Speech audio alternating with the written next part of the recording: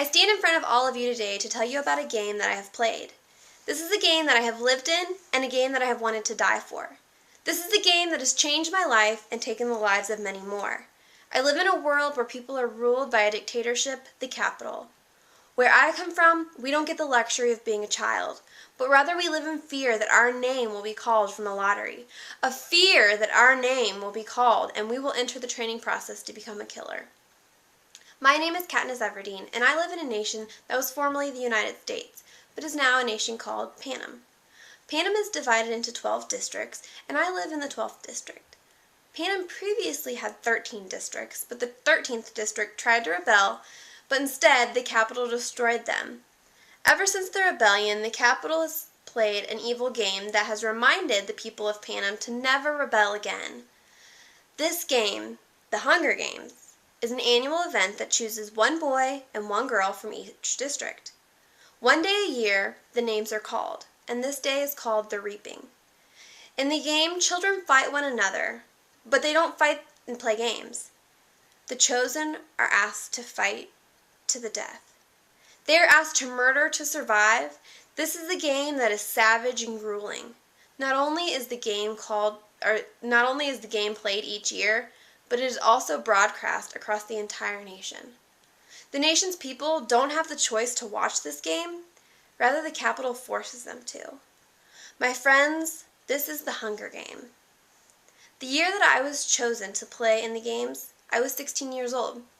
My dear sweet sister, Prim, was only 12 this year, and she was chosen first in the lottery. Luckily, the capital has the rule that you can take someone's spot, and I was able to take hers. I had to leave behind a lot. I had my widowed mother, who wasn't much of a mother due to her depression, my sweet young sister, and my dear friend Gail.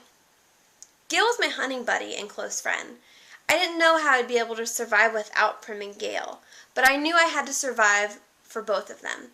I had to see them again someday, and I knew that I was well equipped with a strong mind and great skills in hunting.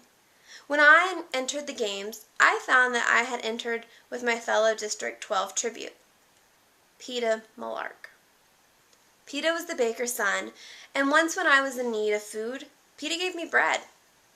Peeta and I had a rocky beginning because he confessed his love for me in a public interview.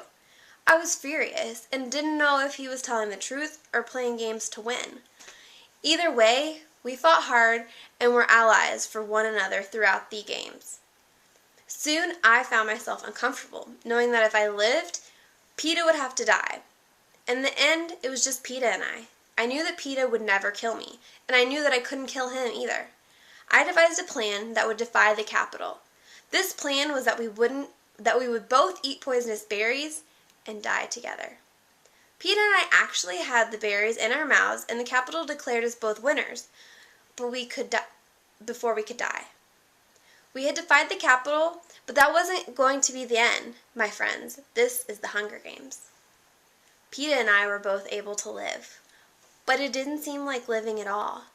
The capital labeled me a rebel, and I was torn between a love that I felt for Gail and a love that the world saw Peeta confess to me. I was torn between two worlds, and I felt forced to choose between them. It wasn't long before the capital got their revenge. For the next Hunger Games, it was going to be the Quarter Quell. This was the 75th Hunger Games, and there were going to be special rules announced to the nation. It was announced that all of the tributes for the next games would be selected from a pool of previous game victors. I, Katniss had to play this horrific game again. My friend, this is the Hunger Games.